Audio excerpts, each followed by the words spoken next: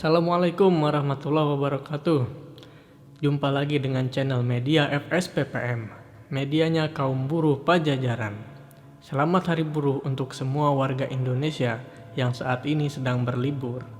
Ya dong, semua warga negara Indonesia dan warga negara dunia tentunya, bukan cuma buruh aja. Karena di Indonesia, Hari Buruh atau May Day sudah ditetapkan jadi hari libur nasional sejak 2014. Kali ini kita akan membahas soal May Day atau Hari Buruh Internasional. Karena sekarang sedang pandemik atau sedang ada virus COVID-19 dan ada pembatasan sosial yang melarang kerumunan massa dalam jumlah banyak, maka kita akan memperingatinya dengan cara berbeda dari sebelumnya. Biasanya, setiap tanggal 1 Mei kita turun ke jalan menyuarakan suara lantang untuk menuntut hidup lebih layak. Walaupun tidak semua kalangan mendukung aksi tersebut karena dinilai mengganggu ketenangan masyarakat. Oh iya, istilah pengganggu ketenangan ini sudah digunakan jauh-jauh hari di zaman revolusi industri tahun 1800-an oleh para kapitalis dulu. Jadi wajar aja ya kalau zaman sekarang banyak orang berpikiran seperti itu. Tahu sendiri kan, sekarang juga kita dikuasai oleh gurita kapitalis baru atau istilah kerennya neokapitalisme.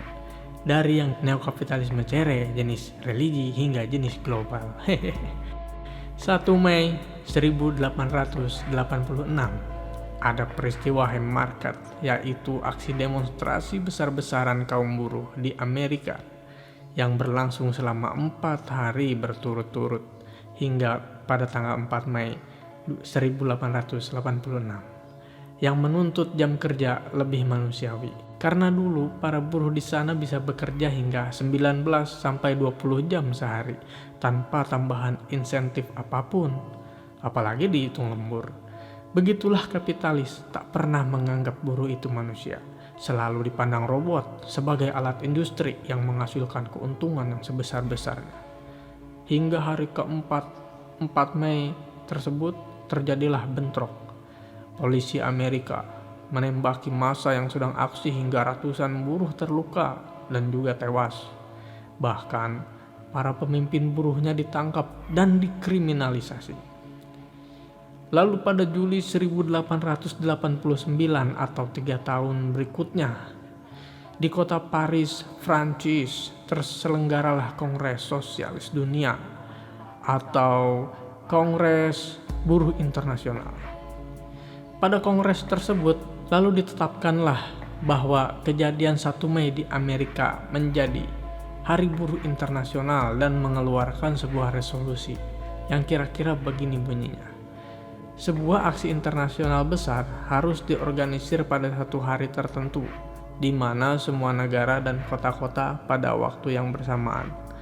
Pada satu hari yang disepakati bersama, semua buruh menuntut agar pemerintah secara legal mengurangi jam kerja menjadi 8 jam sehari dan melaksanakan semua hasil Kongres Buruh Internasional di Prancis ini.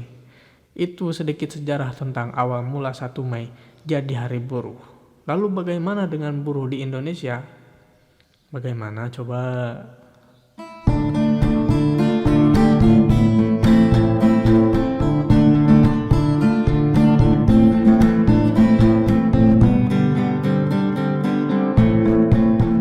Dikutip dari publicholiday.co.id, Hari Buruh diperingati sebagai bentuk perayaan bagi kontribusi para buruh bagi pembangunan ekonomi dan bangsa, dan untuk memberikan kesempatan bagi para buruh menyuarakan hak-hak mereka yang belum mereka peroleh dan masih diperjuangkan hingga hari ini. Ini harus diingati dan digarisbawahi ya, Hari Buruh itu untuk memberikan kesempatan para buruh menyuarakan hak-hak yang belum diperoleh dan masih diperjuangkan. Jadi nggak usah pada sewot kalau buruh tanggal 1 Mei ada aksi. Mungkin kita harus berpikir dengan logika sehat. Bila selama ini buruh masih terus demonstrasi, berarti hak-haknya belum terpenuhi dong. Nah, itu poinnya. Pada zaman Presiden RI pertama atau Bapak Bangsa kita almarhum Insinyur Soekarno, dulu setiap tahun Bapak Soekarno turut merayakan Hari Buruh. Ini pesan Bapak Soekarno. Buruh harus mempertahankan political stand, yaitu sebuah keadaan politik yang memungkinkan gerakan buruh bebas berserikat, bebas berkumpul, bebas mengkritik, dan bebas berpendapat. Politik to stand ini memberikan ruang bagi buruh untuk melawan dan berjuang lebih kuat. Buruh juga harus melakukan match-forming, yakni proses pembangunan atau pengakumulasian kekuatan.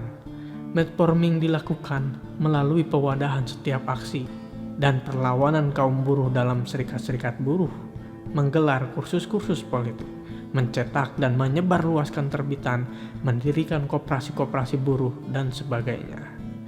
Begitu istimewanya kaum buruh di zaman Soekarno, hingga di zaman tersebut juga lahirlah Undang-Undang Kerja Nomor 12 Tahun 1948 yang mengesahkan 1 Mei sebagai tanggal resmi Hari Buruh di Indonesia.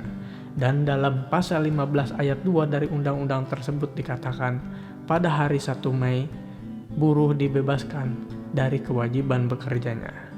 Begitupun soal THR, tunjangan hari raya, adalah program kerja pemerintahan Soekarno, era kabinet Sukirman Wirjo Sajoyo, tahun 1951, yang menjadi cikal bakal adanya THR saat ini.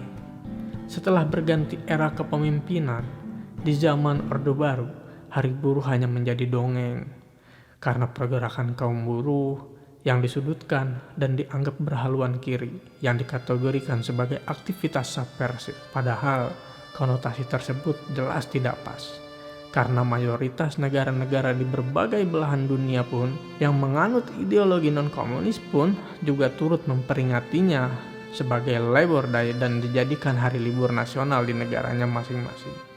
Kebodohan yang terus didaur ulang hingga sekarang oleh pemangku kepentingan, yang memakan korban orang-orang tak bersalah dari kalangan buruh. Salah satunya Marsina. Tahu kan Marsina? Aktivis buruh yang lantang menyuarakan keadilan dan hak kaum kecil harus rela meregang nyawa setelah menghilang 3 hari. Kasus Marsinah pun tercatat sebagai sejarah kelam kaum buruh di tanah air yang kebetulan peristiwanya juga di bulan Mei tahun 1993. Pasca Orde Baru tumbang, barulah aksi-aksi buruh menggelora lagi. 1 Mei, ramai kembali parade buruh menyuarakan hak-haknya. Dan hingga tahun 2013, pemerintah baru membuka keran demokrasi untuk buruh agar lebih leluasa menyuarakan keadilan dengan menjadikan Hari Buruh sebagai hari libur nasional. Jadi memang semestinya kita bersyukur atas apa yang terjadi dengan kondisi perburuhan di Indonesia sekarang.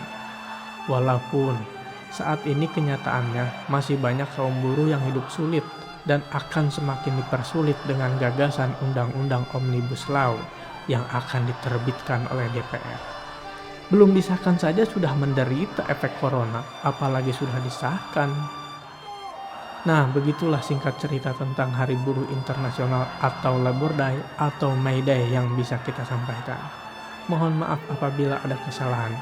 Semoga semua kaum buruh dan kita yang sedang berjalan di jalur perjuangan hak-hak rakyat kecil terus mendapatkan keridhaan Tuhan Yang Maha Kuasa. Amin.